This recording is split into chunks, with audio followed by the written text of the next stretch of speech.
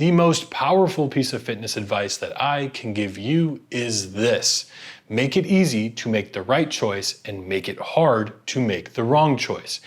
If you live by this rule, you will crush your fitness goals on autopilot. If you've seen my other videos, you know I'm big on science, biomechanics, physiology, chemistry. That's my background. I'm a chemical engineer. But the more I've worked with real people, the more I've realized that science and programming, while very important, is only half the equation at best.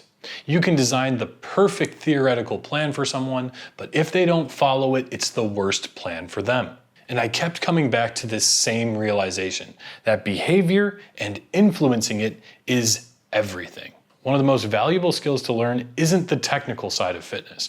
It's how to design life systems so that people can make the right decisions automatically. Everything we cover in this video will tie back to that one concept. But first, I want to fully flesh out the framework for how I think about making decisions, and then give you super tactical advice that you can begin to implement today to crush your fitness goals. My name is Amir Barber. I'm a chemical engineer and personal trainer, and this is the most powerful advice I can give you. At the end of the day, success in your fitness goals, or really any goal in your life, comes down to one thing and one thing only: finding a way to consistently make the right decisions. Everything you've ever achieved in your life was a result of the decisions leading you up to that point. But here's something important to know about decisions. Every decision that you make drains you. This is what psychologists refer to as decision fatigue. The more decisions that you make over the course of a day, the worse that you get at making the next one. And it doesn't matter if it's something as small as deciding what shirt to wear or what you're eating for lunch, or if it's something big like who you're going to fire at your job. In any case, these all pull mental energy from the same pool. And just a fun example, that's why Steve Jobs, Barack Obama, and even Mark Zuckerberg wore the same outfit every day, because it was just one less decision to make so they can allocate their resources to make more important decisions. But technically, Barack Obama had two outfits, but still, you get what I'm getting at. And that's where this framework comes in. I like to think of every decision as having both a cost and a payoff. There are three ways to pay for decisions. You can pay with discipline, you can pay with motivation, or you can pay with convenience and laziness. I think of discipline as cash in your wallet. You only got so much, and once it's gone, it's gone. So you want to save it for things that you need cash for. Motivation is more like a bonus check. Super exciting when it shows up, but it's inconsistent, and after taxes, it's a lot less than you thought it would be. So you can't build your life or rely on the bonus check or motivation. The third is convenience and laziness. Now this is the jackpot. This is the trust fund. It just does not run out. The goal is to design your life so that you're funding most of your good decisions with convenience and laziness. You're not running your discipline wallet dry, and you're not waiting for the motivation check to come bail you out. And beyond just managing how you pay, you can reduce the cost itself in one of three ways. First, limit the amount of decisions you have to make over the course of a day, period. 2, within each decision, narrow down your choices. So Barack went with either a blue suit or a gray suit. That's it. 3 is make the decision ahead of time before you are fatigued. Now that was all about managing cost, but let's talk about the payoff side of things, which is what you actually get for spending that money making decisions. In the short term, the more immediate and beneficial a good decision feels, the more likely you are to repeat that behavior, which is reinforcement. So we need to put systems in place so that we are reinforced in the short term for making good decisions. And then in the long term, if you keep going, you will eventually get those very high value outcomes that we're going for. Better health, leaner, fitter, more confident, the whole shebang. And here's the key. Those results that you get are a massive reinforcement for the behaviors that got you there, for the decisions that you made to get you there. So the cost for those decisions might technically be the same, but now what you get, the value of making those decisions, is so much higher now that you've experienced it. It feels like a no-brainer at that point. Like, of course I'd make that decision. I put in $1 and got out 1,000. So things get a lot easier if you can make it to that long-term goal. Now this is a really fun framework, but let's deploy it tactically. I'm gonna talk a lot about nutrition first because here's the reality. You're only in the gym for about an hour, 4 or 5 times a week. all of the other hours in the week, you're constantly making decisions about food. First and foremost, and I cannot emphasize this enough, control your food environment. And this all begins at the grocery store. Now, when you're at the grocery store, you just have to make one good decision.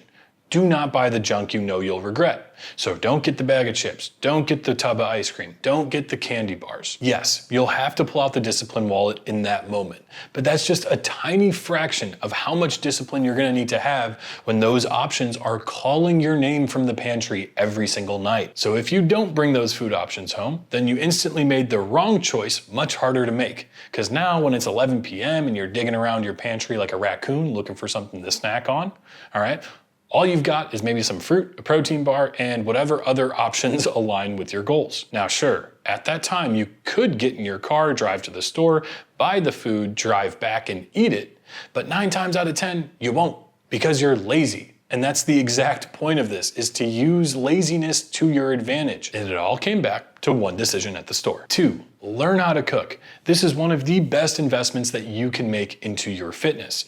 Yes, it will require some upfront discipline and motivation to pick up the skill. But once you do, you'll find that the right decision is so much easier to make because you actually enjoy what you're eating. And here's the bonus. You can make macro-friendly versions of nearly any food that you crave. Chicken tenders, fries, burgers, ice cream, you name it. There's a macro-friendly way to make it. And this means that you are not just enjoying the taste of your meals, not just satisfying your cravings, but it's also digesting better because you're making it at home, and you're also saving money. So what just happened? You reduced the cost of the good decision and you increased the value of it, which makes being consistent so much easier. 3 is meal prepping. This is the perfect example for limiting the total number of decisions you have to make. You pay up front one time in discipline to get a big old batch of food, and then you eliminate dozens of decisions that you have to make over the next several days. No longer do you have to think about what's for dinner. Should I use this spice? Do I have to defrost the meat? Do I have to run the dishwasher? Should I wash them by hand? All of these things just disappear. It's as simple as go to the fridge, grab the prepped food, heat it up, and eat. Just like that. You just made the right decision so much easier to make. So you spent discipline one time, and then later paid inconvenience and laziness over and over and over and over. 4, always have plan B and plan C, which are backup options in case plan A doesn't work out. So if we're gonna call plan A either meal prepping or cooking a fresh dinner, you need to be stocked with plan Bs and plan Cs in case plan A just ain't happening that day, because every day is not a perfect day. For example, right now I have frozen turkey burgers and Real Good, that's the name of the brand, chicken tenders, which are macro friendly, in my freezer. So if I'm ever feeling burnt out or lazy, or I just got back from traveling, whatever the case might be, I have a backup option.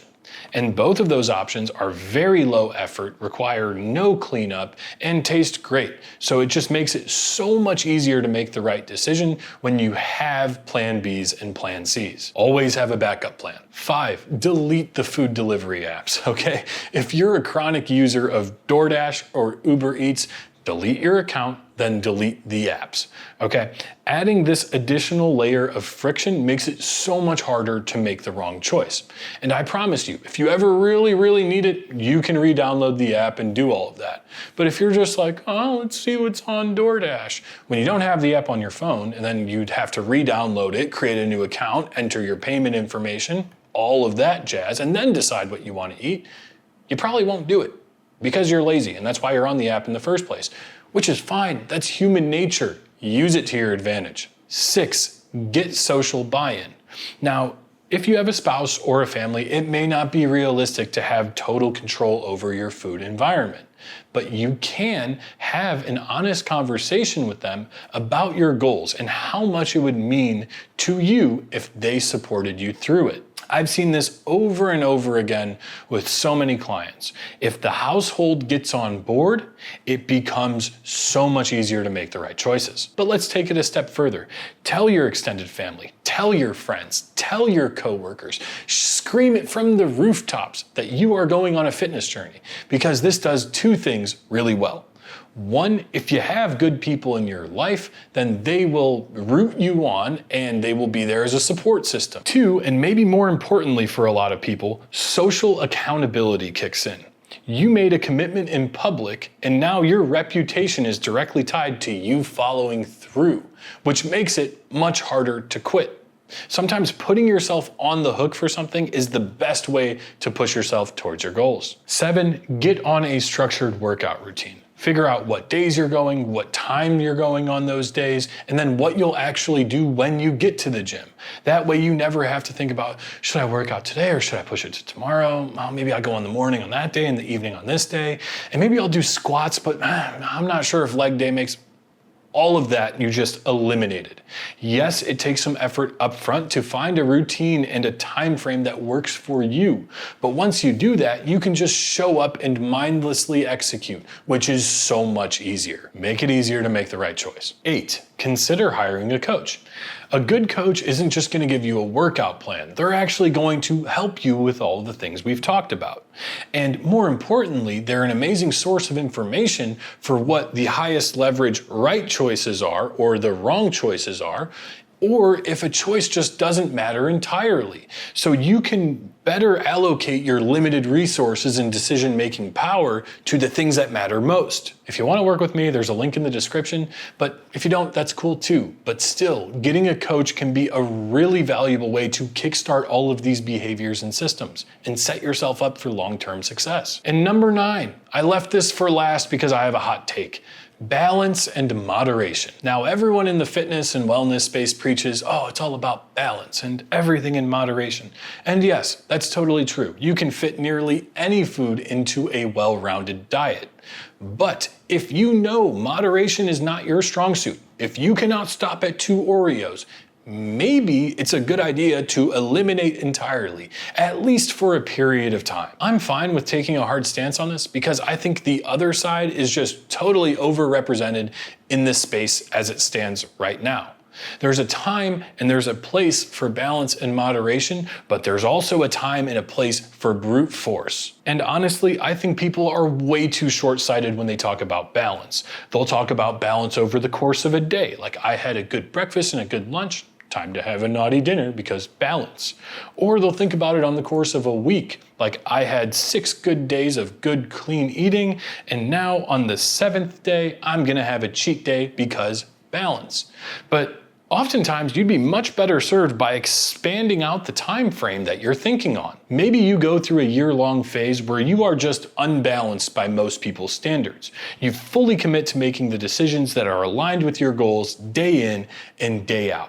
I promise you, you will emerge after that year a different person, and you will have built systems that will last you for a lifetime. At that point, once you've actually built the body that you want, maybe then you can return to the spectrum of balance and be like, you know what, I can have some Oreos here and there or a slice of pizza and it won't throw me off my goals. Because here's the truth. It takes so much more effort to get to your fitness goal than it takes to maintain it. It's just like a plane taking off. All of the energy input goes into getting that bird off the ground, and then once you're cruising at altitude, it takes a lot less to maintain it. So yeah, if you need to be unbalanced for a period of time to get there and use some brute force, so be it. Don't let this whole online space dissuade you from doing so. And I'm not saying that's what you have to do, but just don't feel like there's something inherently wrong with doing that. Overall, the list I've mentioned is not exhaustive. There are many other applications of this concept, but I want this to stick with you. Make it easy to make the right choice, make it hard to make the wrong choice.